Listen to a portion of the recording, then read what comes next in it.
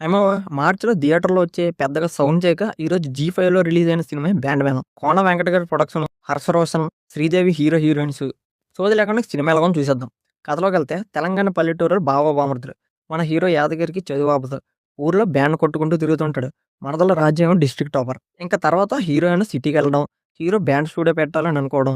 ఇది వర్కౌట్ అయ్యేలా లేదని హీరోయిన్ నాన్న పెళ్లి సంబంధాలు చూడడం. తీరా పెళ్లి టైంకి హీరోయిన్ లేచిపోవడం. ఇదే కదా! ఓడియమ్మ! ఈ టెంప్లేట్ ఎన్ని సార్లు తీస్తారన్న బాబు! అసలు ఈ ఓల్డ్ ఏజ్ బావ బామర్దుల రొట్ట స్టోరీస్ ఇంకా మానరా? 'హర్షరోషన్', 'శ్రీదేవి' ఇద్దరు పెర్ఫార్మన్స్‌లు బానే చేశారు. వాళ్ళ మధ్య కెమిస్ట్రీ కూడా బానే వర్కౌట్ అయింది. విజయ్ మ్యూజిక్ ఒక్కటే ఈ సినిమాలో పెద్ద ప్లస్ పాయింట్ అని చెప్తాను. ఒక్క 3 సాంగ్స్ మస్తున్నాయి, బావున్నాయి. బ్యాక్‌గ్రౌండ్ స్కోర్ కూడా గట్టిగానే ట్రై చేశాడు. కానీ స్క్రిప్ట్‌లో దమ్ము లేకపోతే మ్యూజిక్ డైరెక్టర్ మాత్రం ఏం చేస్తాడు చెప్పండి? సినిమా ఎగ్జిక్యూషన్ విషయానికొస్తే దారుణమైన ల్యాగ్ మామ. ఫస్ట్ హాఫ్ ఏదో కొంచెం చిన్నప్పుడు ట్రాకు, కామెడీతో లాగించారు గానీ, సెకండ్ హాఫ్‌కొచ్చేసరికి మామూలు నిద్ర రాదు. స్టోరీ అస్సలు ముందుకెళ్ళదు.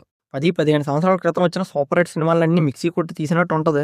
స్క్రీన్ ప్లేలో జీరో కొత్తదనం. సాయి కుమార్ లాంటి పెద్ద యాక్టర్‌ని తీసుకొని కూడా సరింగా యూజ్ చేయలేదనిపించింది. జస్ట్ అలా వచ్చి వెళ్ళిపోతారంతే.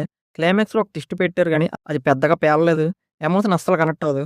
ఫైనల్‌గా చెప్పేదేటంటే, సినిమాలో ఒక 3 సాంగ్స్ వినడానికి తప్ప ఇంక దేనికి పనిచేయదు. టైం వేస్ట్ మావ. ఈ వీకెండ్ వేరే ఏదైనా సినిమా గాని, సీరీస్ గాని చూసుకోండి. ఈ సినిమా అయితే నాకు నచ్చలేదు. మరి ఈ సినిమా మీరు చూస్తే మీకు ఎలాగ అనిపించింది కింద కామెంట్ చేయండి. వీడియో నచ్చితే లైక్ చేసి ఛానల్ సబ్స్క్రైబ్ చేసుకోవడం మర్చిపోకండి. ఉంటాం మరి.